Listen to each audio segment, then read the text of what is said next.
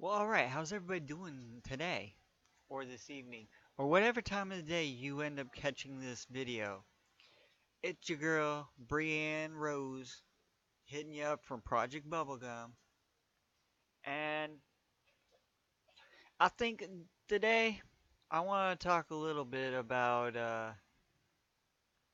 trans people and sports. Oh wow, that went totally blurry. There we go, we're back in focus. Hi. Now, there comes a question when, and I cannot speak about trans man side of these topics that I speak about, but from a trans woman side of the thing,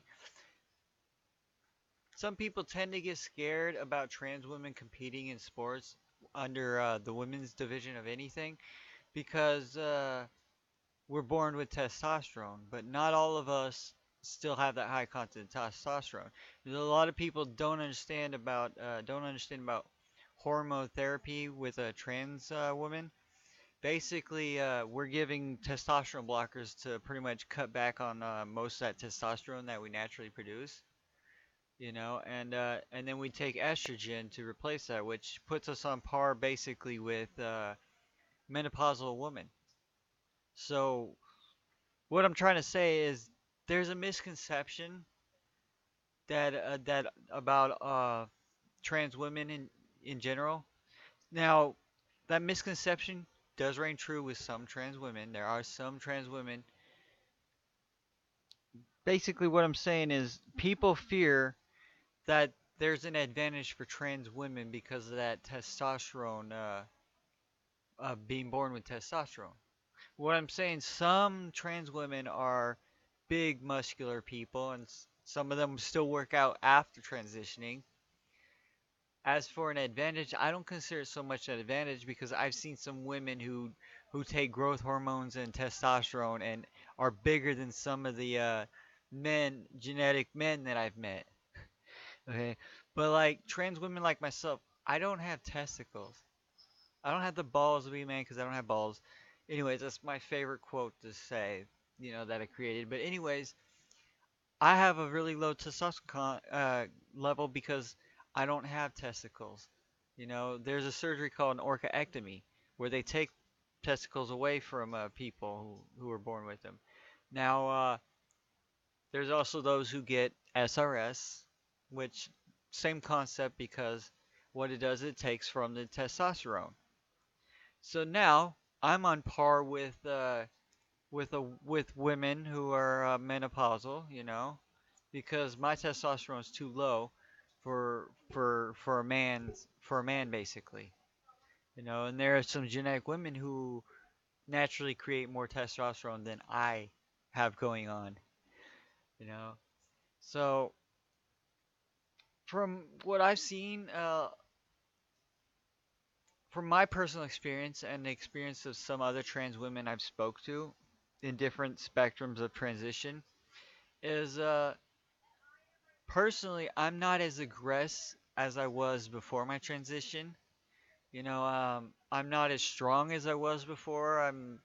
I'm weaker on a physical state. I'm weaker on an emotional state. And I don't have that aggression that a man normally would. In sports. And then on top of that, because of all this, my body heals differently. I bruise differently. Even my skin has gotten softer. It's the body changes so much. And I think that before anyone speaks about anything like trans women in sports, I think they should do a little research first, so they get an understanding of what hormones do to a trans person. You know, uh, I mean, at least that's my opinion. I try to look for scientific facts as to why things are a certain way.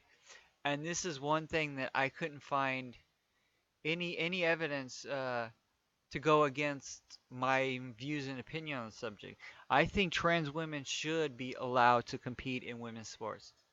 I think they do. But I don't think that every trans woman should be allowed to compete in women's sports. I think those who qualify, and when I say qualify, as in they don't have too much testosterone running through their system to give them an advantage, as long as they are chemically on par with the women that they're competing with is what I'm saying. Like me, I can compete in women's sports. I'm legally female. My body's more feminine, and I don't have the high testosterone levels to worry about. I can compete no problems. Now somebody who's larger than me, you know, that that's you know that's crossing a line right there, because I do have to honestly say that I've met some trans women who refuse to do hormones, who refuse to get any surgery, you know. Those women, I don't shed any tears if they're not allowed to compete with women's sports, you know. But that's my opinion. But eventually in the future, you know, women's sports will be more inclusive. You know, oddly enough, I think women's sports will be more inclusive of trans women than the military. Oh man, the military, that's a whole different story. I'm not going to get into the military in this video or anything. I just wanted to talk about trans women in sports. You know, I know it's not a big issue that people are talking about or anything, but it's still an issue nonetheless. You know,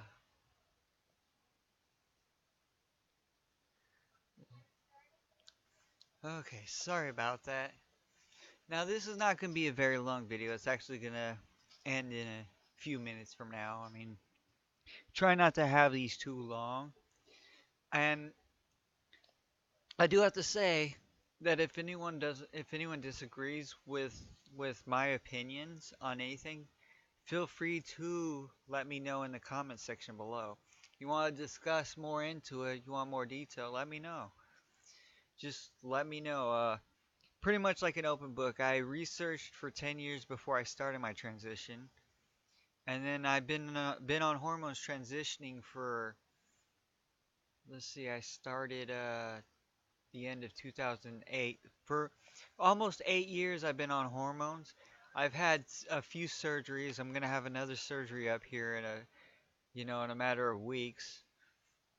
You know, uh, Speaking of surgeries, I'm disabled. I'm unable to work a full-time job. I am looking for a part-time job so I can at least do something.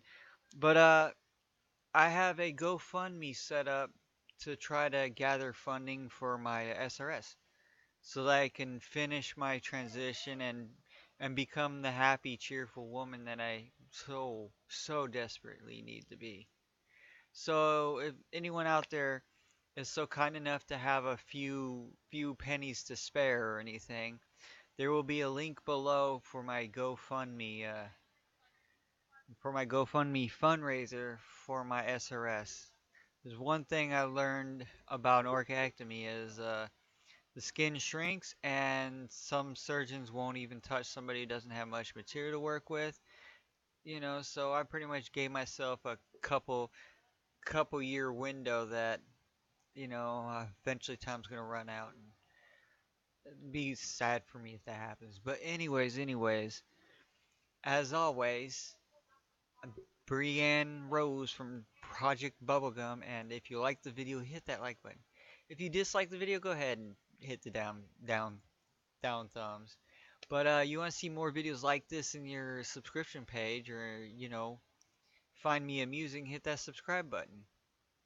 And again, if you have any questions, comments, or suggestions, feel free to leave them in the comment section below. I'm kind of an open book. I will answer almost all questions honestly. But anyways, till next time, y'all. Peace out.